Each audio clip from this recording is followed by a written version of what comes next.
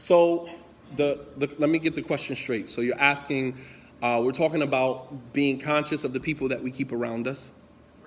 All right. And if some of those whom are around us who carry negative energy or whatever is a family member, what do you do in that situation? You love them from a distance. Yeah. And we can block. Well, if they're toxic, then obviously, yes. It doesn't mean that you are cutting the person off. I'm limiting your access to me because you are a toxic individual. You are toxic. And I don't want your toxicity to creep over into the world the peaceful world that I am trying to create for myself. Right? And because you are not willing to change, you're not going to keep watering a dead plant. When you keep trying to keep people around you, because we say all the time, oh, I keep this person around me because I'm hoping that somehow it wears off on them. Like when a plant is dead, it's dead from the root. So you pouring water on a dead plant is not going to make it grow. So you allowing that person to be around you is doing you more harm than it is doing them good. So it's not that you are cutting the family member off, you're limiting their access to you because of their toxicity. And that's for your own sanity. So if the individual is your spouse's parent, who, specifically the mother. So how do you do that? And not, they're not Muslim, by the way. Okay. Well, it doesn't really matter. If they're a family member, they're a family member. Whether they're Muslim or non-Muslim, it doesn't matter. You have rights, you have to give rights right. to people. So then you have to use diplomacy. The Prophet ﷺ, don't think that everybody that was around him, he was fond of. He wasn't fond of everybody that was around him. On one occasion, someone came to his door. Aisha went to the door to find out who it was. Aisha told the Prophet who it was. The Prophet said, Bitsa akhu ashira. How evil of a man is he? And then he told Aisha, let him in. When he came in, the Prophet laughed with him, gave him something to eat, whatever the case may be, and then he left. Aisha, looking at that, it looks like it's a conflict. You look like a walking contradiction because you said this about him, but then when he came in, you laughed with him, you shared food with him. So Aisha asked the Prophet about that. How is it that you can say what you said about him and you can interact with him the way that you did? The Prophet ﷺ said to Aisha, Ya Aisha, mata ahidtani mutafahishan. When have you ever known me to be imprudent or disrespectful? Just because I don't like him doesn't mean I have to treat him like I don't like him. He said the furthest people from Allah on the day of judgment are those who other people run away from them because of their bad character. So just because I don't like you doesn't mean I have to treat you like I don't like you. He clearly stated how he felt about the individual. But when he came in, he used what's called diplomacy. Siyasa, as it's called in Arabic. You have to be diplomatic sometimes. That's with coworkers, that's with family members. You don't have to, we live in a culture where I got to tell you to your face, I don't like you. That's not always the best thing. You could not like someone, and they know you don't like them, but you're cordial with them in front of family gatherings, family meetings. You don't have to pour your heart out to the person and become best friends with the person, but you shake the person's hand, you give the person salams, or you give them their rights, and you keep it moving. That's it. If the person steps into your life, as he walked to the Prophet's house, I'm not going to deny you entry. I'm not going to tell you can't come in. I'm going to let you in. I'm going to be diplomatic with you. I'm going to be, and then bye. But that doesn't change the way I feel. So I don't have to treat you a certain way because I feel about you a certain way. One has nothing to do with the other. You could not like someone and still be nice to them, still be cordial with them. But what about if it's your personal, I'm not saying that this is the case with my spouse, with his mother, but what if it was your parent, right? And they were just toxic. But Islamically, you have to give them their right. Right. So it's the same thing. It's the same thing. You can be cordial with the person, and sometimes you being cordial with the person may mean that you may have to tolerate some of their imprudence. You may have to tolerate them being indignant sometimes. That comes along with the territory. You got to tolerate. The Prophet had to go and give da'wah to people who couldn't stand him. They wanted him dead. Musa alayhi salam went to Fir'aun. Allah tasked him to go talk to Fir'aun about Allah. You understand? These men were tasked with going to talk to people who couldn't stand them. I mean, we can tolerate a little bit of harm here and there. You know, you go around a family member, they got something smart to say about Islam, something smart to say about your dress, something slick to say about pork or whatever, and you just find a way to tolerate it. And, you know, because you're doing it for the sake of Allah. You're not doing it for your own personal. Because if it was for you personally, you could care less about the person, right? You're doing it for the sake of Allah, subhanahu wa ta'ala. If you were not my family member and I was not tasked with keeping ties with you, I wouldn't have anything to say with you, say anything to you. So yeah, we have to learn how to be cordial. We have to, and that's all a part of the training of your character. That's a part of your own training. That person is a test for you. Allah says we have made some of you a test for others. Be patient. He didn't say run away from them. Right? He didn't say boycott them, block them. And this is the thing that puzzles me about the Muslims. You have some Muslims, especially amongst African Americans. It's like, when I don't like you, I'm not going to give you salams. You giving me salams is not an indication that you like me. You giving me salams is an indication that you're a Muslim. Because that's what Muslims do. We give each other the greeting of salam. Me saying to you, assalamu alaikum, is not an indication that I like you. It's an indication that you are my Muslim brother or sister, and I love you for the pleasure of Allah, although personally I hate your guts. I can't stand you.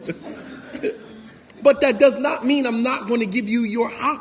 I'm not going to give you your right. I'm always amazed at Muslims, and the Salafis are the worst with this. It's like when they don't like you or they don't consider you to be a practicing Muslim according to their standards, it's like, I'm going to walk right past you as if you're not even a Muslim. It's like, you giving me greeting of salam does not mean that you like me. Stop associating one with the other. You giving me my greeting of salam means that you see me as a Muslim and you are giving me my rights. So if you walk past me and you don't give me the greeting of salam, that is beyond you not believing that I'm practicing Islam correctly. That's personal. That means you don't like me as an individual, and that is manifesting in the way that you interact with me. And that wasn't for those who claim to be on the Quran and the Sunnah. As we can see clearly from that hadith, the Prophet never shunned the individual like that. Even people who accused his wife Aisha of adultery, when he got on the minbar, he never mentioned their names on the minbar. But you have Muslim imams today who will get on the minbar and mention this person's name and that person's name because they don't like them personally. What are we, children in high school? In middle school? I'm really trying to figure this out. Where did this behavior become normalized in the Islamic community? You don't have to like me. There's no obligation on you to like me. But you have to give me my rights. And you giving me my rights does not mean that you are fond of me. You follow me? Yes. Mm-hmm. My question is about Shahwat. A person who has addiction to drugs, alcohol. I can hear you. I'll repeat once she's done. Okay. People who have Addictions. Right. Dependencies. Right. That puts them into that state. Okay. That way they're just seeking to relieve themselves of that overarching. Right. So she's asking in terms of shahwat, in terms of lowly carnal desires. Do people who have addictions, right, to substance abuse, codependent on substance abuse, or substances, drugs, alcohol, do they fall into that category? Yes and no. Yes, they fall into that category because at some point they have lost control over themselves. And the desire now becomes, satisfying that desire now becomes the dominant factor, right? However, addiction is more than just the physical. It's psychological as well. So addiction is a lot of different. And the fact of the matter is that sometimes a person may be excused by Allah subhanahu wa ta'ala for that addiction. I personally believe that there's some people who have drug and alcohol addictions and they may in fact be excused. There's people, for example, is an interview that was done with this rapper Meek Mill, and he said that he was addicted to opioids. In the city of Philadelphia, drugs like Molly, Percocets, and things like that. He said once you take it, you can't stop. You cannot stop. There's people who have taken one sniff of heroin and have gone on a 40-year run. 40 years, for the next 40 years of their lives, they can't stop. They've gone through all types of treatment programs. They've gone through all types of alternative, measures to get rid of that, and they can't stop. And you mean to tell me that God is going to hold this person accountable for something that is beyond them? Allah does not task us with things that are beyond our control. So as it relates to addictions, they may be excused by Allah subhanahu wa ta'ala. They may be excused, but that does not mean that they give in to the addiction. Rather, they should seek treatment, because that is from the ways in which Allah can cure that. There's not a disease that has been sent down except that Allah sent the cure for it. It's our responsibility to seek out the cure, not to sit back and say, well, since I'm going to be forgiven for my addiction, I'm just going to go, head on into the addiction. No, you have to seek the means, by which you can alleviate yourself of that addiction. So there is a responsibility on the individual. However, from a religious standpoint, the person may be forgiven. And just because a person used drugs and alcohol don't mean that they are somehow less spiritual or less cognizant or conscious of God than the next person. The Prophet ﷺ confirmed that. In Sahih al-Bukhari, it was one of his companions who was drinking alcohol and kept coming around him. Until one of the companions said, may Allah curse you. How many times are you going to come around the Prophet drunk? And the Prophet said, don't curse him. He said, because all I know is that he loves Allah and his messenger. Along with the fact that the person was intoxicated. He said, Inni la a'lamu illa annahu yuhibbu Allah wa rasulahu. I don't know anything about him except that he loves Allah and his messenger. So we like to write people off because it's that sense of entitlement and that self-righteousness that we have, mashallah, that this person is not righteous, this person is not. That whole idea, that whole mentality is so self-righteous. And believe it or not, when you find people start doing that, Allah subhanahu wa ta'ala actually exposes them. Don't ever consider yourself sanctified. Don't ever consider yourself self-righteous. Humble yourself. You see somebody being, tested with an addiction or with something that is beyond their control, you should say, alhamdulillah, that Allah tested them and not you. You understand? Because that could have been you.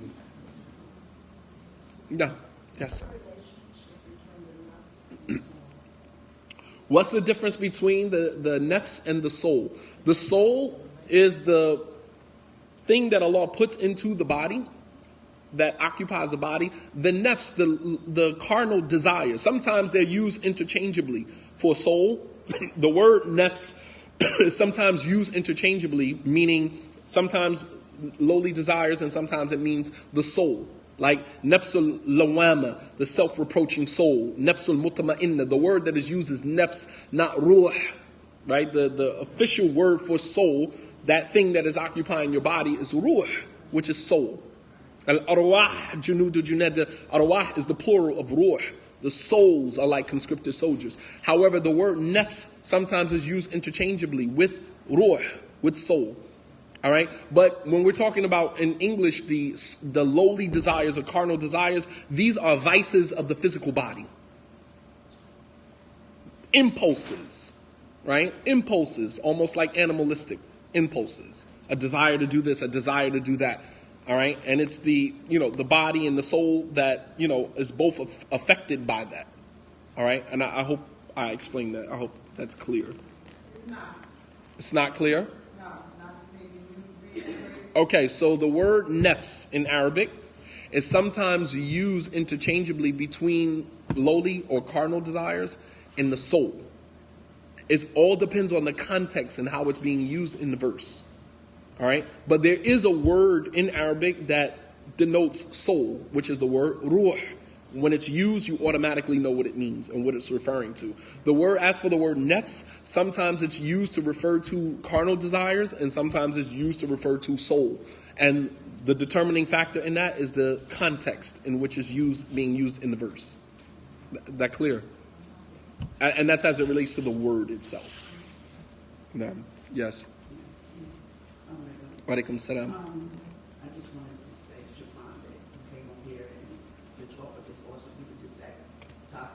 MashaAllah. Yes. Yes. Yeah, but, you know, a lot of the prayers in the morning, and you wake up and you ask a lot of stuff, you know, and I know for me, you know, I ask a lot of what raised me. You know, I want to go to another level, raise me, you know, and he does that because he said people, there's a lot of work for people, you know, and he sent you, and he just keeps sending people to help me get raised to another level. MashaAllah. So when you talk Allahu about, Akbar. when you talked about, I mean, for me, working on myself, I know I have a lot of issues that I need to work on, a lot of All of us. other stuff that I need to work on, right? So, and for me, when I ask a lot, I need to work on this. I don't like this about me. I need to change this. I don't like this, right? And he'll send somebody to mirror my behavior. Yes. I don't like that, you know. So then I have to work on what I have to do to change that, right? What I have to do, because I'm in touch with that. When you said that, when the people are not, but I'm in touch, you know, because a lot brought me out the dark into like this. I don't know how I got it. None of us do. My father asked me all the time, how did you end up, I don't know. I'm just following the script. Absolutely. It's an awesome journey, you know. So I'm saying for me, working on the soul, working on the heart, and I always, you articulated, I'm not as articulate as you, right? But you just put it out there the way that I always say it, I just could articulate like that. I can't, how can I put a law on top of God? But I give it a knowledge from it. I got knowledge in here. I don't know how to manage it. Mm-hmm. So I gotta get the garbage out. You got to get rid of it.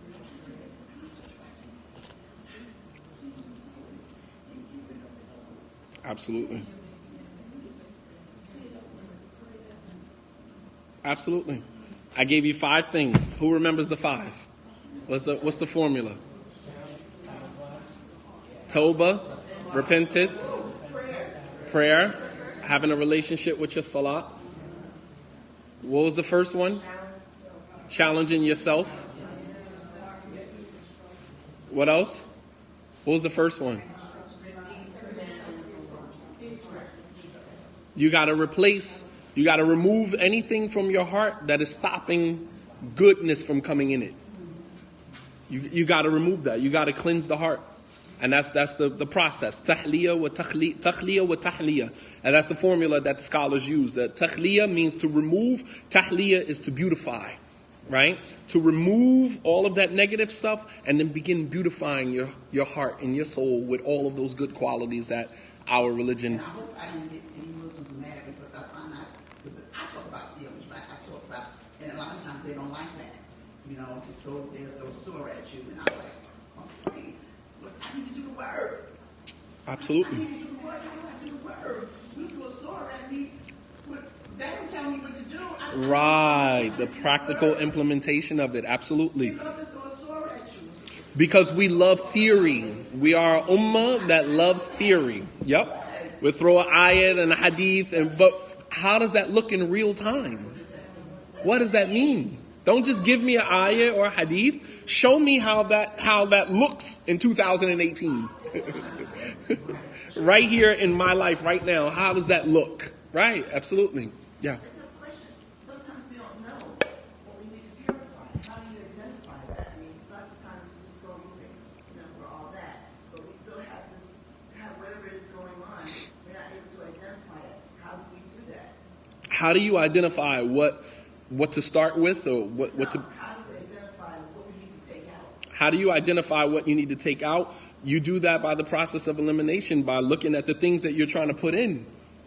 What are you trying to be more like? And then you look at the things that are stopping you from being more like that. So if you're trying to be more generous, then you got to get rid of stinginess. You understand? You got to get rid of the opposite, the very opposite thing that you have. So if you look at, I need to be more generous, or I need to be more complimenting of other people. This is another thing that sometimes we find it difficult to compliment people. All right, then you got to get rid of that self-love, which becomes arrogance, which becomes self-centeredness, which becomes narcissism. right? Where the conversation is always about you. How about, they say the best way to find yourself is to lose yourself in the service of others. The best way to find yourself is to lose yourself in the service of others. It's not always about you. Sometimes call somebody and say, hey, tell me about your day. I'm tired of talking about myself all the time.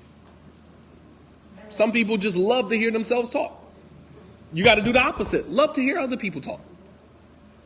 And learn how to be a better listener rather than talking all the time.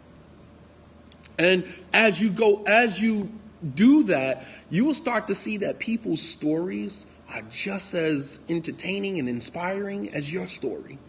See, we tend to think that my story is the end all be all. But when you start listening to other people, you start saying, wow, other people are just as amazing as I am, So how do you begin ridding yourself of these things that you need to rid yourself of? Look at all of the qualities that you want to begin incorporating and look at the things that are stopping you from being like that and begin to get rid of it. It's almost like two things can't occupy the same space. So the positive can't be in the same space as the negative. The positive cannot be in the same place as the negative. You're absolutely right. They cannot coexist in the same space, right? They cannot coexist in the same place. You're going to either have one or have the other. You have to remove, if you want to put something in the place, it has to be void of its opposite. You guys have any more questions? I don't know if I'm answering this question, but I've noticed some of the Walaikum salam. I guess through my years of knowing sisters and the fact that they were not married for long periods of time or whatever, and they have, I guess you might say, strong desires, carnal. Mm-hmm. And sometimes because even myself, I've probably been married at least 20, 30, 25 years of my life. But in the space of that time, I was divorced twice for probably about 8, 9 years, okay?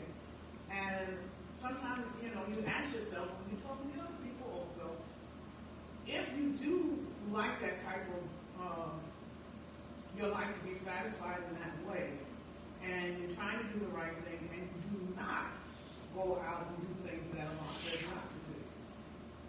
Sometimes you ask yourself, am I being punished for maybe being a little bit more hyper than I should be, or what is it? Why is it that space back in my life again? So, is there such a thing as I guess being punished or what? I don't, because as I said, I've talked to a lot of people and they have some of these same issues as well. So I don't know if you understand my question. So you're saying the spaces in your life that were not so good, why do those things keep repeating themselves in your life? Something like that, yeah. Okay. Well, as a matter of fact, that was actually what my khutbah was about yesterday. Okay. All right? And what I stated was that if that's something that you have expressed to Allah that you want in your life, that you want to have a partner or whatever. and then you keep ending up in a space where you're Right. single. And meanwhile, you're chaste and you're on your behaving and I got you. what you're supposed to do. Okay, so Allah says in the Quran, follow me. Her question is, if you ask Allah, for example, let's say a spouse is something that you require in your life. Not something that you need, but something that you require, all right, to have someone to share your life with, all right? And although you ask Allah for this, you still end up in a space where you're single. Is this somehow a type of punishment upon the person because you keep ending up in the opposite space of what you were asking Allah for? Allah says in the Quran that whoever remains conscious of Allah, we will provide for him, we will provide a way out of every difficulty. And we provide for him in ways in which he could never imagine. Whoever puts his trust in Allah, Allah is sufficient for them.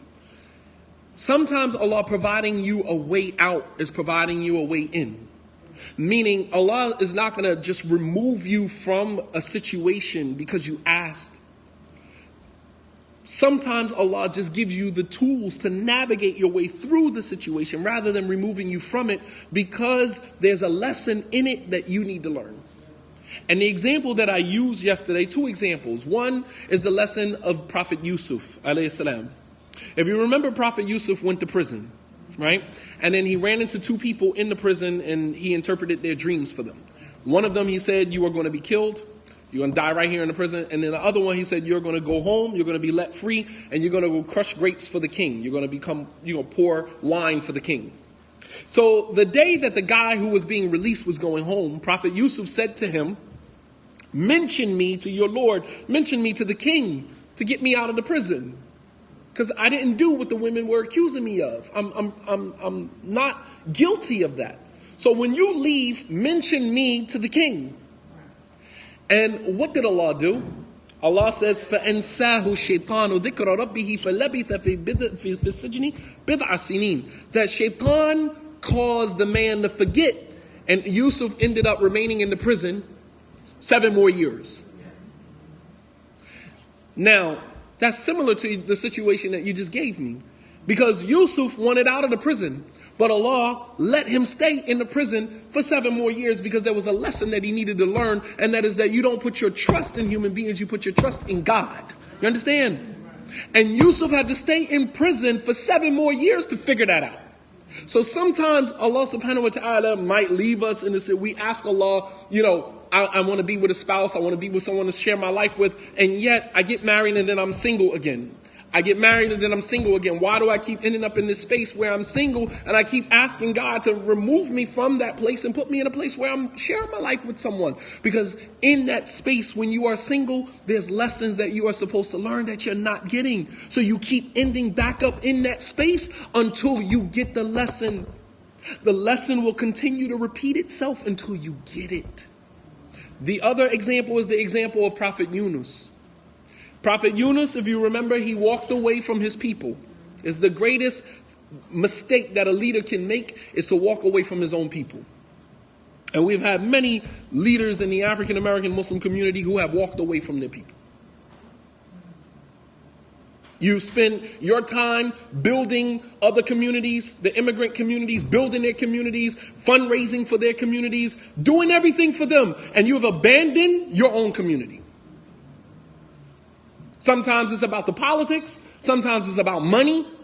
Sometimes it's that feeling of, African Americans, we ain't the easiest bunch, man. Sometimes I get frustrated. Wallah al-azim. We ain't the easiest bunch to get along with. But it wouldn't be service without you guys. Without you, I wouldn't have a job.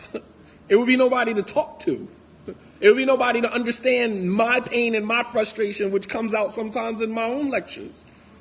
I'm a reflection of you, just as you are a reflection of me. But he walked away from his people, and Allah subhanahu wa ta'ala caused the whale to swallow him.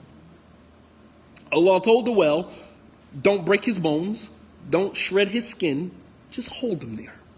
Hold him there for what? Until he figures it out. He get the lesson. And then Yunus, he made dua when the light bulb went off in the belly of the well, right? And some of us in those periods of time in our lives, when we are single, we in the belly of the well. You're supposed to be getting them lessons, and we're not getting them, which is why we keep ending back up in that same place. Or didn't learn the lesson in that space, and you didn't. So you find yourself right back in that space all over again until you get the lesson. And so he called out, La ilaha illa anta subhanaka inni kuntu min al-zalimin. Nothing worthy of worship except you, and glory be to you, indeed I was wrong. He got it. And then Allah caused the well to spit him back out. So I use that metaphor to say that sometimes Allah withholds, responding to our dua the way that we want him to, so that we can draw strength from our pain. When you're single, you're divorced or whatever, you're in a painful time in your life, and you're supposed to draw inspiration from that pain. Draw from that to make yourself a better person, not run into another relationship, therefore or thereby missing the lesson, if that makes any sense.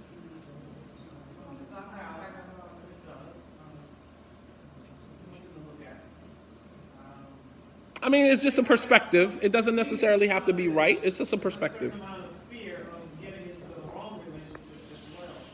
But, There's no such thing as a wrong relationship. No.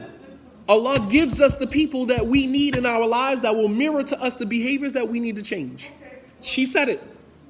The person comes into your life. You hate what you see in your spouse because what you see in your spouse is a reflection of who you are. He's triggering you, triggering things about you. It's nothing wrong with your spouse. It's just that you guys are in close proximity. You're living in the same home, sharing the same space. And what is he doing? Not getting on your nerves, not doing things. He's triggering you, triggering things in you that you need to fix, that nobody else could have brought out of you. There's nobody that triggers you like your spouse. They do things, say things, and it brings stuff up out of you that have been laying dormant for years. And rather than blaming your spouse for what he or she is doing, you should be taking a look. Why is this? What is it about me that is so triggered by this person being in my life? And then you start to do inventory of yourself. Why, when he was just joking with you? We chalk it up as, oh, you're so dismissive. No, I'm not dismissive. I was just joking with you. But my jokes trigger something deeper within you. And rather than you looking at yourself and what I triggered inside of you, you rather blame me for being insensitive or dismissive about your feelings. I'm not being dismissive. I'm just being who I am. That's just who I am. But who I am triggers who you really are. And rather than fixing who we really are, then we play the blame game. We play victim. It's your fault. It's not my fault. I'm here doing in our marriage exactly what I'm supposed to do. Bring out the best in you. What doesn't challenge you won't change you. You think we're supposed to just hold hands, ride off into the sunset and have no. I'm supposed to be there triggering you. You're supposed to be there triggering me. And then we fix each other together. Steel sharpens steel. You understand? That's how it works.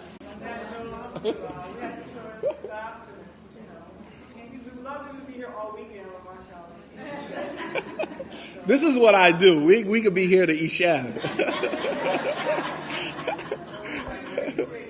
Alhamdulillah. You said, I'm so sorry. You said that would be on YouTube? Yes, my YouTube channel is everything is being recorded.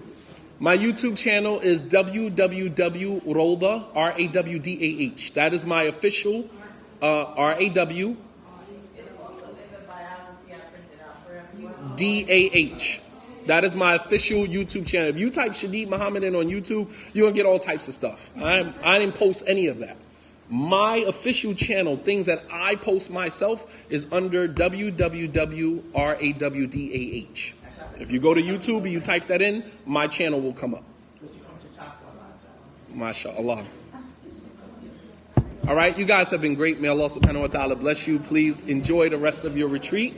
And don't forget to make dua for me, inshallah. Assalamu alaikum wa rahmatullahi wa barakatuh.